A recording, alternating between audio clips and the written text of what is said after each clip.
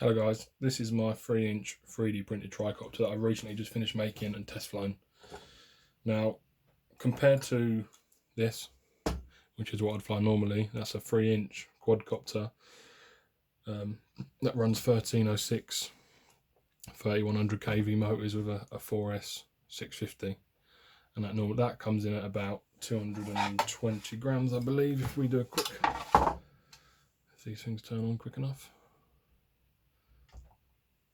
That comes in at 225 grams, so that's under the 250 nicely. And this one with the same battery, 216 grams, so that's also well under the 250. So now my thinking with tricopters compared to the quadcopter is you've effectively got one less mouth to feed. By only having one rear motor, it makes it 25% more efficient.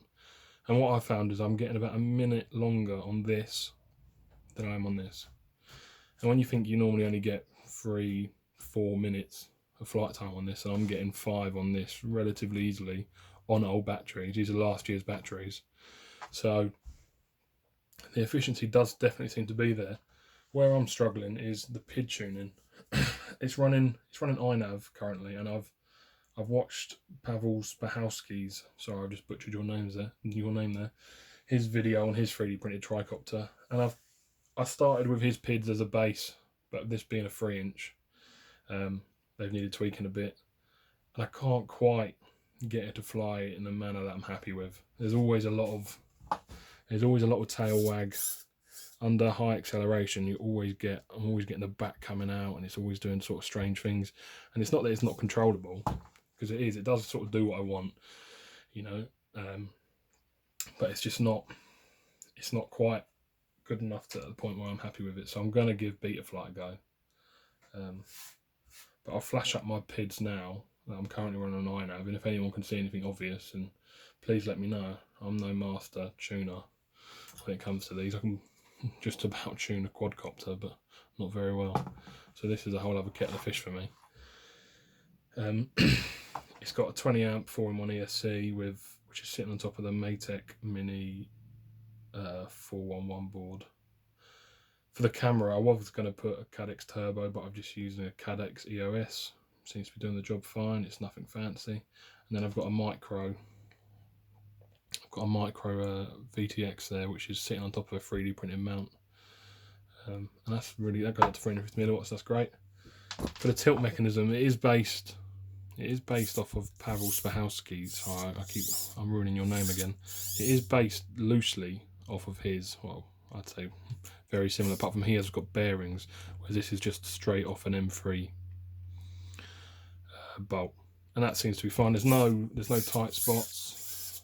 It's smooth. It's pivoting nicely. Also, what you probably notice is that there's a larger motor on the back compared to the front. So this is a 1607 2800 kV, and at the front these are a 1306 3100 kV. I read in a few places that a larger motor, although the flight controller won't allow, this is where I'm speculating, well, this is what I've read, so don't take it for gospel, where the flight controller will not allow the rear motor, to be more powerful than the front two. By having a larger motor, it can react quicker and take up the slack and put the power down quicker. I've read that in a few places, so I don't know whether that is true or not, but these are just motors that I've had them sitting in the parts box, so it doesn't seem to be hindering it. I mean, I had the same problem on my first small or bigger but small quadcopter, where after harsh throttle, I get a lot of tail wag on this. So I'm speculating could be Inav. I don't know.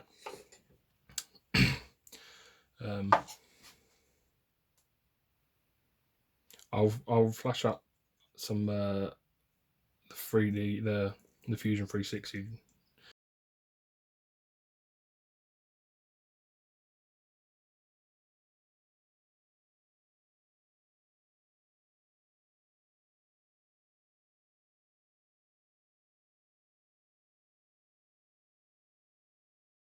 model that I've got, so you can see that up close.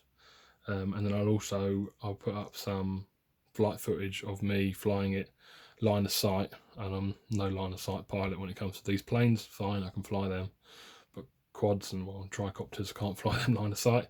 So there's some not very good line of sight flying, and then there's some FPV, but that looks near enough just like a gnat flying around the screen. So if you can make it to the end of that, then hats off to you.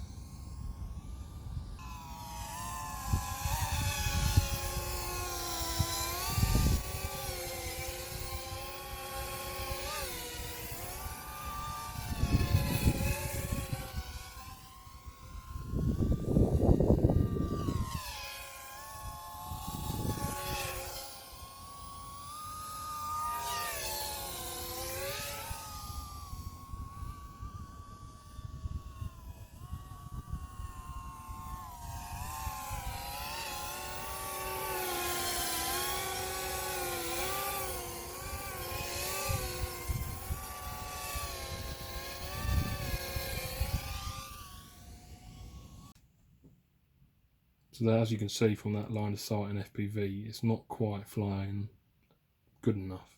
So if anyone's got any ideas or suggestions, then please pop a comment down below. I'd love to hear if anyone's had any better success flying a 3-inch tricopter, or if you've got any designs any frames that I can 3D print. That would be great if you could let me know where the STL files are. That'd be much appreciated. Alright, well, thank you for watching. If you could like or subscribe. I guess that's what people say at the end of these videos now, isn't it? I'll be trying to get out some more related stuff to tricopters on this venture.